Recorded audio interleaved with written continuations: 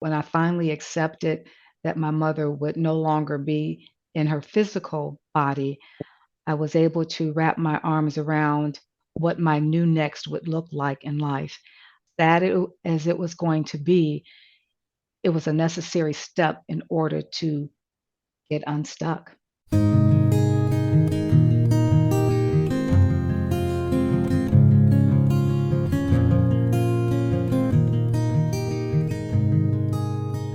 How can a person suffering tremendous loss get unstuck in grief? Have you ever felt as though you're wearing cement boots of grief? How can we move forward in our grief? Welcome to Bereaved but Still Me. Our purpose is to empower members of our community. I am Michael Lieben and the father of 3 children, Idan, Sapir, and Liel. Liel, my youngest daughter, was born with a heart defect, and later she developed autism and epilepsy.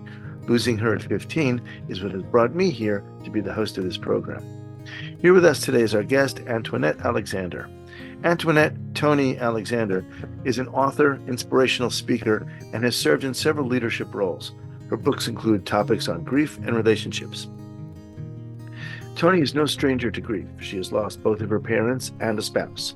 The death of her mother hit her particularly hard and inspired her book, Mom's Dying, Encouragement for the Journey and Embracing Life Changes, Praising Through Pain, where she interviewed other people who had experienced losses to assist them with loss through suicide, illness, and other life-altering events. She is here today to give us guidance on how to navigate the difficult experiences of getting unstuck in grief and how to help us move forward in our grief. Toni, thank you so much for joining us today on Bereaved but Still Me. Thank you, Michael. I appreciate the opportunity to share with you today. Tell us something about your mom. My mom was a beautiful woman. She was definitely a loving person. She had 4 children. She was a military wife, and she was just a beautiful person. She was a hard worker. She had a lot of family intuition, and she was full of wisdom. It seems to me like your mother felt it was her duty to help her family deal with her demise. As the youngest in your family, can you tell me about the biggest lessons you learned while watching your mother's health decline? And just how old were you then? I was Oh, sure. 46 years old when mom passed. Mom was first diagnosed with chronic lymphocytic leukemia in February of 2003. This reality changed my view on life and relationships and how fragile both really are. You know, cancer is a hard term to accept for our family, but it became part of our new normal. Mom wouldn't need treatments until June of 2007. And pretty much the first round of chemotherapy went well as can be expected. And the disease remained relatively dormant until about July of 2010. The second series of chemotherapy took a toll on mom. She was a little older then, and her body wasn't as strong. And mom's health continued to decline. About February 2011, mom's health had taken a turn for the worse. And I remember 2011, that March, it was a week before mom died. I said, Mom, are you afraid? And she said, No, I'm not. And I don't want you to be afraid either. And this was really my gripping that pretty soon mom would not be with us physically. Was that the first time that you actually hit the reality of it? It was Michael. You know, I was in denial pretty much up Mhm. until that time. Even though I saw her health declining, I pretty much was feeling she might just kind of stay in the declining piece of the journey, but not Mhm. necessarily expecting the end of the journey. I would suspect that's pretty common for most people who are witnessing the end of their mothers, don't you think? I pretty much think so. It's not something we really want to grasp as, you know, they've been with us all of our life. They have given us life. And now to imagine going on without them, my reality of not wanting, not knowing how I was going to live after my mom died was a pretty scary thought. It was a pretty scary Mhm. thought. What does it mean to be stuck in grief? Sometimes we don't want to move forward. We kind of hold on like it's a badge of honor to remain in one space, thinking maybe if we move on, we are leaving them behind. And that was an unhealthy place to be. I didn't want those cement boots to dry and keep me from moving forward to carry on her memory, her legacy, and to keep enjoying life and to find new ways to enjoy celebrating different events, even with mom not being here. I think it might be fairly easy to get stuck in our grief, especially when we suffer so many losses as you have. You've suffered the loss of both of your parents now and a spouse. How do we get unstuck in our grief and move forward if that happens? One thing, Michael, that I try to do is pretty much within 3 points. I try to accept, I try to acknowledge, and then I try to take positive action. The accepting part is difficult. It took me some time through my grieving journey as the anticipatory grief, expecting mom death to come, and then to accept it. It was a difficult point in life, but once I accepted it, I was able to acknowledge my feelings. I was sad, I was confused, I was hurt, I was relieved pretty much that I did what I was supposed to do and I didn't harm mom. Sometimes if you don't have that medical background, you're not for certain if you're doing the right things. But, my siblings and I had different agencies walk along with us to make certain that, we were doing the best that we could and giving mom end of life care when that became necessary. So acknowledging, whether it was right or wrong, it's our emotions, it's how we feel and then to take positive action. And that to me kept me moving in a good direction. It got me unstuck. I was able to look back and realize, wow, you did come through this. You came through this a better person, a stronger person. I came through it differently. I don't think we can expect to go through a life altering event and be the same person we were when we started off. And to me, I wanted to be a better person. And I also wanted to document this journey to assist others who have experienced loss in life so they wouldn't remain stuck. I'm glad you mentioned that, though, because one of the themes of this program is bereaved, but still me, which is to say that I'm essentially the same person I was before, but I have made changes. I have learned to adapt. I have learned to find a way to move forward. And I think that's where we're getting at. We're not exactly the same, but we Right. haven't really changed all that much. Hmm. Now, when you talk about accepting, is that what puts you in a position where you can accept a reality that you didn't want, but now that gives you the freedom to go ahead and do what needs to be done, if Yes. it's taking care of somebody or taking care even of a funeral? It really puts you in the mindset of this is happening and take the steps necessary to do what you need to do. So that was the key for me when I finally accepted that my mother would no longer be in her physical body. I was able to wrap my arms around what my new next would look like in life. As it was going to be, it was a necessary step in order to get unstuck. How do you counsel somebody who doesn't want to leave that space, that their comfort zone says, I'm not taking a step toward acknowledging anything, almost as if I'm hurting that person by doing so? How do you help that person? Michael, being very sensitive that we all grieve differently Hmm. and bringing into the fact that whoever loved one has left would not want you to be in a state of just not moving forward in life, trying to bring the reality of what the relationship meant to them and how they would want us to grow and move forward in the loss, imagining if they were still here, what would they tell you to do? Would they tell you not to go on with your life? Or would they tell you to just remain stuck where you are? And a lot of times they'll say, you're right. My mom, my dad, or my sibling, will want me to keep moving to do something differently and not just be sad all the time. We will have our moments and they know that they will be crying and it's part of the journey to hold on to the grief as we move along with that grief because we're not leaving them behind. We are carrying them with us and just letting them to see, just take small steps. I remember sharing with one of my girlfriends who had lost her husband unexpectedly. Go out to the mailbox, write a thank you note to somebody and go to the mailbox. Just get out of the house, take a small step. And later on, we laughed about that because she really did not want to leave the house. And the mailbox was like her little safe space. I said, "Go write me a note, drop it in the mail." And each day we would walk her through just going to the mailbox because she had become immobilized in her grief. And I felt that if she could just get outside the house and really see she could do it, then the next step would be go to the grocery store. So we kind of mapped it out into small steps. And, we laugh about that now because it seems so minuscule. But back then, we both knew that it was major for her to do that. So you kind of walk beside people where they are and just give them small little acceptance of doing something differently to physically get them unstuck and try to emotionally get them unstuck also. You are listening to Bereaved But Still Me.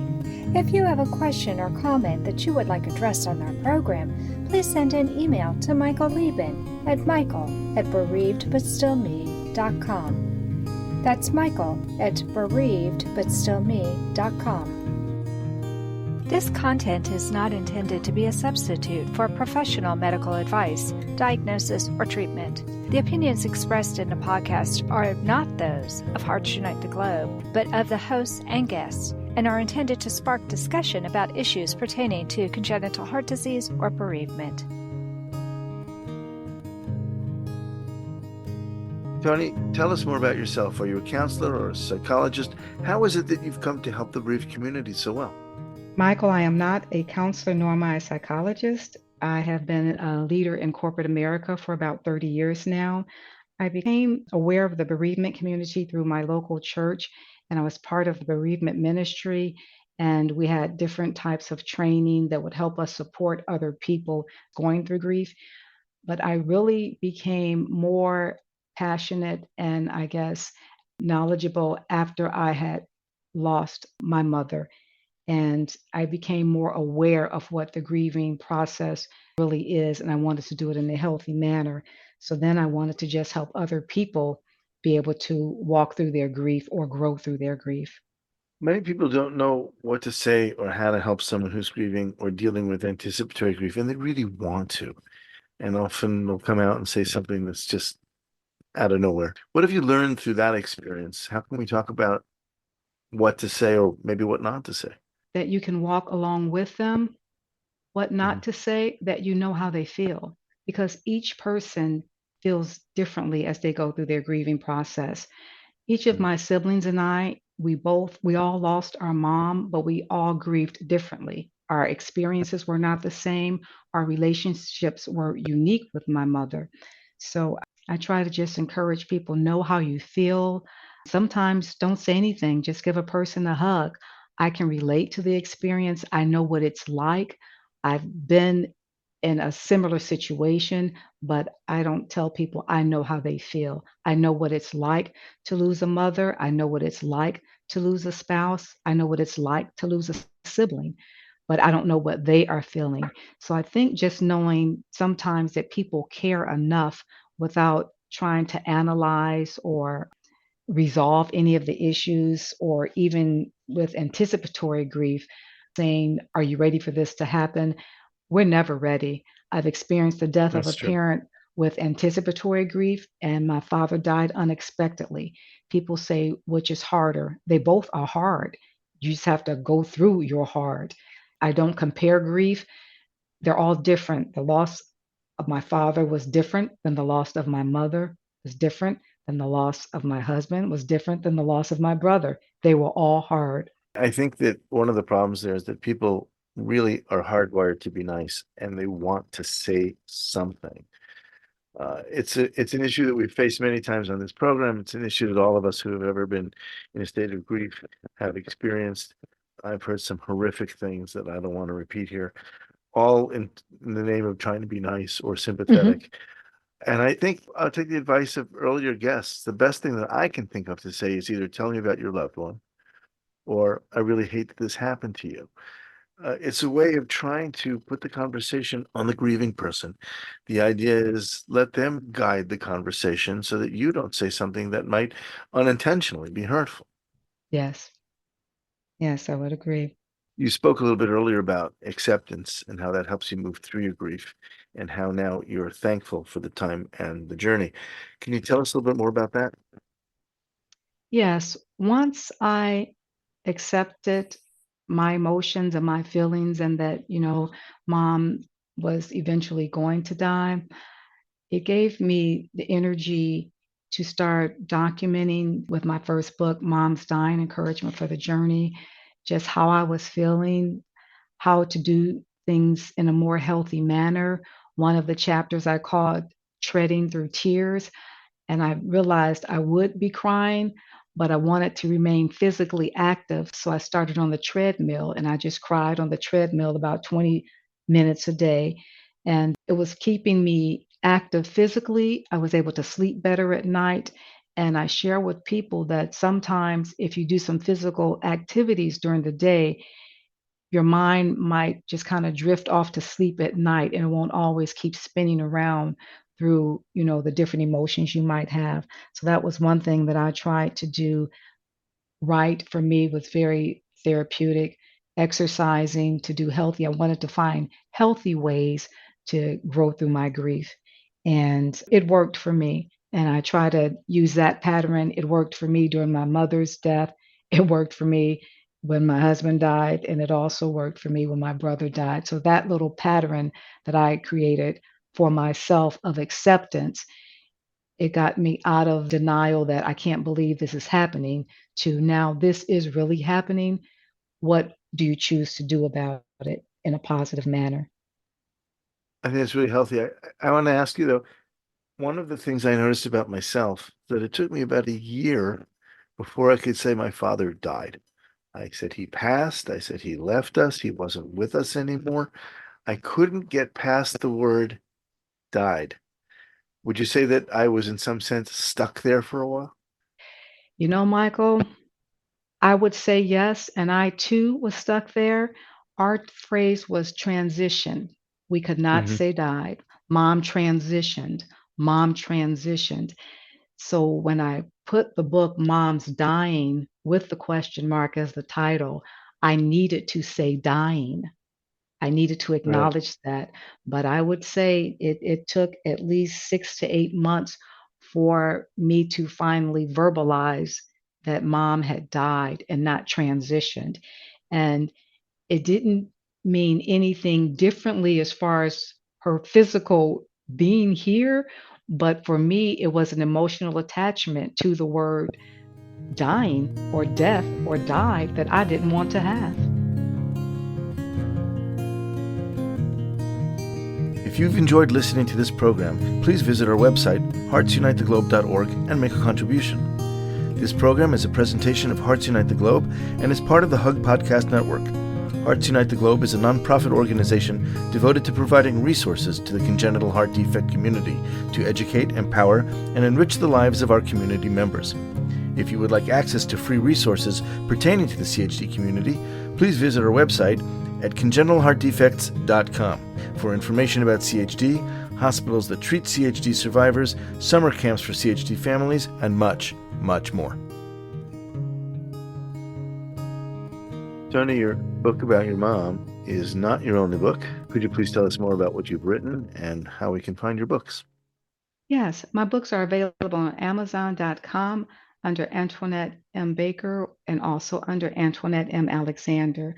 My first book, Mom's Dying Encouragement for the Journey, is my journey through and growing through the grief of my mother's illness and her eventual death. My second book is Embracing Life Changes, Praising Through Pain. It discusses going through my father's death, but I also interviewed other people who had lost children, adult children through suicide, other people who had lost children through illnesses, and just getting their perspective on what it's like to keep going and to offer praise even though your life is changing. I've written a book entitled It's a Process, and that deals with physical changes and working through hospital stays. And I also interviewed a couple of my friends, as well as my first husband, as far as their journey with cancer. And a few books under Alexander. I am remarried, and my first book as an Alexander is Deuces, Marriage Twice is Nice. And for me, that was part of my healing journey and about relationships to keep on going. I needed to do something differently for myself. I had written my books under Baker, but it was kind of like now I'm an Alexander. I needed to make a mark as an Alexander. And it was part of a grieving process to let Baker Hmm. go and to pick Alexander in my book. And I didn't think it would be, but I watched how I grew through that grief also, just writing different the next series of books. That's exactly what I wanted to ask you, is if now writing as Alexander, if that wasn't the same process of accepting and moving forward. It was. It was. And Michael, I have a book called Moving Forward, Learning to Love Yourself. That was my last book as a baker, and it was intentional. And then I said, I need to do a first book as an Alexander. So that was a growth process for me. And quite a few tears were shed during that transitional phase, I but would I needed imagine. to do Yeah. that. Yes. I love that the books themselves are the process. A lot of people write books as a release mechanism or as a relief mechanism, and that's fine. I'm very much in favor of that. But the names changed, and that itself is part of the process. I love that because if the readers catch on, they're walking with you and they're walking alongside of you as your name changes, as the books grow. And I just think that's really great. That's just great. Thank you. And Thank you. it's a bonus really, because I don't think it was intended. Well, it was intended, but I don't think it was planned at the beginning. And I think it worked out so obviously that way. And it's just so wonderful. It really is. Now, you've been a facilitator and a speaker. So what is the message that you want to share with the world? And you can take your time here and tell us what you want to say. Michael, I like to help people grow through their grief. We are going to go through things in life, but I want to help them grow, to get unstuck, to remove those cement boots of grief, and to Mm, learn how to thrive again. It's very easy to remain in one place and not grow. I talk to a lot of people for simple things in life, just say weight loss. They say, well, losing weight is hard. And I say, being overweight is also hard. Choose your mm, hard. And that's kind of with grief. You have to choose your hard. It's going to be hard to take that next step, but it's also some negative impacts and effects if you don't move forward. right. Are people afraid that if they move forward, they're somehow leaving behind or walking Yes, away from memory? Tell me yes. a little bit about that. Sometimes it's like maybe a badge of honor that, we're holding on to the grief in the very solemn moments, all the crying, all the not wanting to really socialize or do things any differently, or not moving furniture in the house. Everything remains the same. Kind of like building monuments of grief. I don't view that for me as being healthy. Um, for my season in life, I wanted to move some things emotionally, to move some things physically. For me, selling my home was important to me because as my husband was preparing to transition from this life, he said, I want you to be in something smaller, something that you can handle. Get a condo. You don't need to do yard work. You don't like yard work anyway. So I was continuing to transition into not just holding that house that we had together, but to move and make myself move ahead. It was very difficult, but I also prepared myself for if I dated again. For me, I knew I did not want to date another man in that same house. So I was projecting the future, what it might look like. That is this where you want to live? Is this not where you want to live? So mentally and physically, I was doing some moving and growing. It's beautiful. It really is. And I have nothing to add. It's just beautiful. Your mother was a huge part of your life for a very, very long time. And I'm sure you really miss her. What do you celebrate about your mother now? Well, I celebrate her wisdom. I celebrate her practicality. I celebrate how I see what I've learned from her growing in me that I never thought would be.